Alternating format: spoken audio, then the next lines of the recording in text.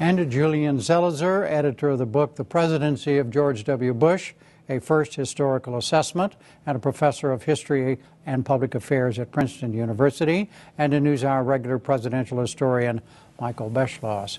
Julian Zelizer, to begin, are there some important things about George W. Bush that were not known until this book was published?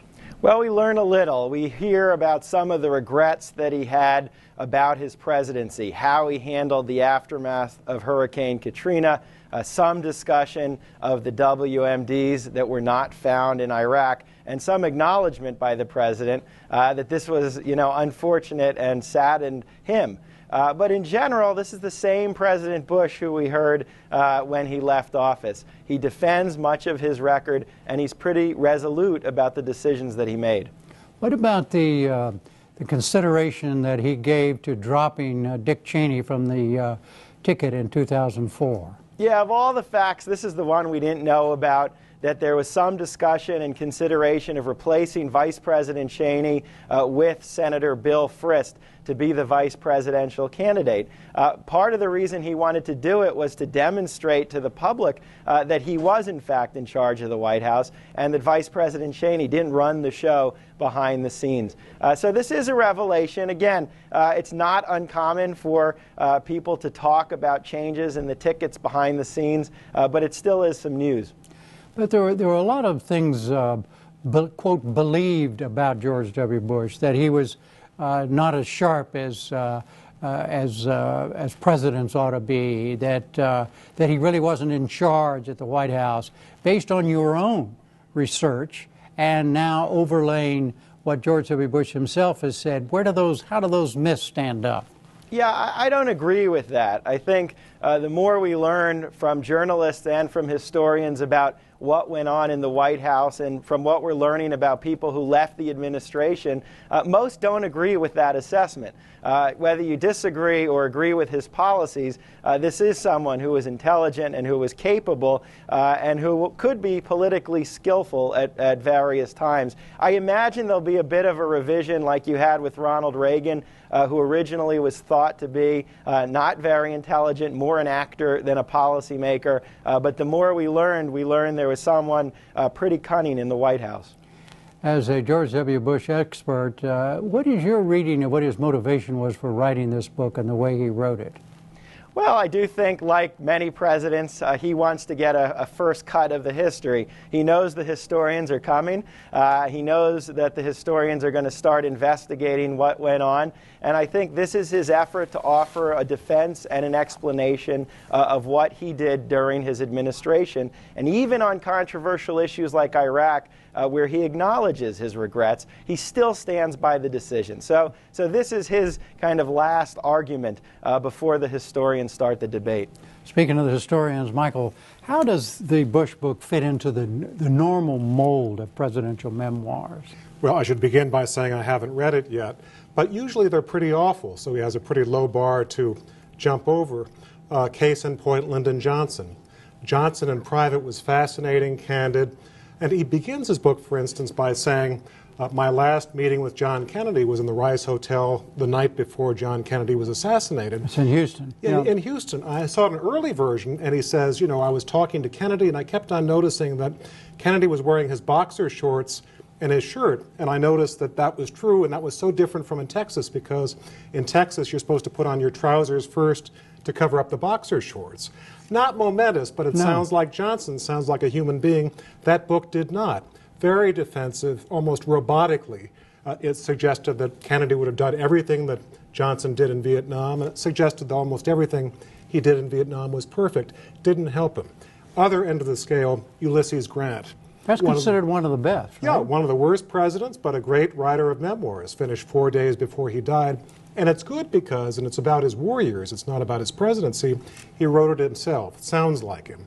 He talks about a great record as general during the Civil War, and also people began to say there's something to Grant that's a lot more intelligent, there's an inner life there that we didn't know about. The other president who gets good credit or high grades for his memoir is Harry Truman. Do you buy that? I don't. I know that some people think that. That was written by committee. And I guess the reason I don't like it that much is because if Truman actually wrote a book, you know the way that Truman talked and told these stories and fascinating insights about all the people like Stalin, others he dealt with, this book was written almost by committee. Not quite as bad as Johnson's, but it shows the same problem, which is the presidents are very tempted when they're writing these things to write essentially a defensive brief for their place in history. And maybe it helps. I don't think it very often does, but it certainly does make a very good book. Is the Bush, you heard what Professor Zelizer said, what his reading is as to why he wrote the book. Those are the same reasons for any president to do it, right? They all do. You're almost shocked if a president does not do this. But the interesting thing is he took after his father. His father, when he was no longer president, did not write a presidential memoir. He wrote a book about foreign policy at the end of the Cold War that he was involved in. And so George W. Bush, rather than writing about every single thing he did over 8 years, he chose the terrain. This is decision points. And in a way that plays to a president's favor because he can talk about the things he wants to.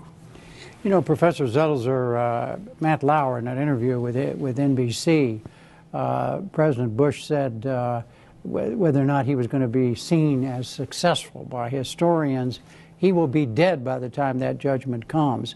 Is that the way these things should be seen, that the first take from the president, whether it's President Bush or any other president, is just the beginning of this long process, excuse me, that's going to take before the final version or the final history is written and verdict is given?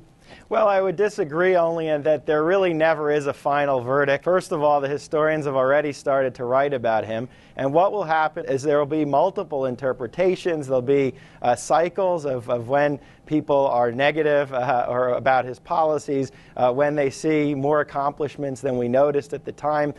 You know, a president like Ronald Reagan has gone through many ups and downs in terms of how we view his character, his skills, and the record and legacy of his policies. So it's an unending debate that's about to start, and I don't think there'll be any point in time where anyone issues a verdict. And I think that's a healthy way to treat a presidency. And that's true of all presidents, right, Michael? Sure is. I agree with Julian about Reagan, and Reagan is a perfect example of an absolutely dreadful book.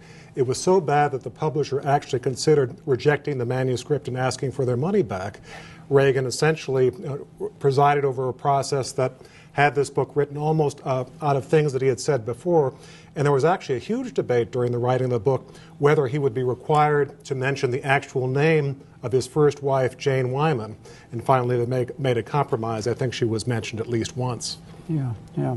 Is there another example of a really bad presidential memoir? How long have we got, Jim?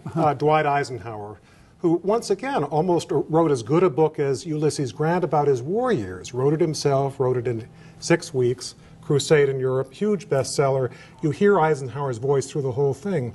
His presidential memoirs were done once again by committee, you know, just essentially defending almost everything he ever did. John Kennedy, when he was president, read the memoirs and he said, well, Ike doesn't seem to have ever done anything wrong during his whole presidency. When I write my memoirs, I'm going to do it very differently. Yeah. Of course, he didn't get to. Certainly, certainly. Okay, Michael, Professor Zelizer, thank you both very much. Thank you.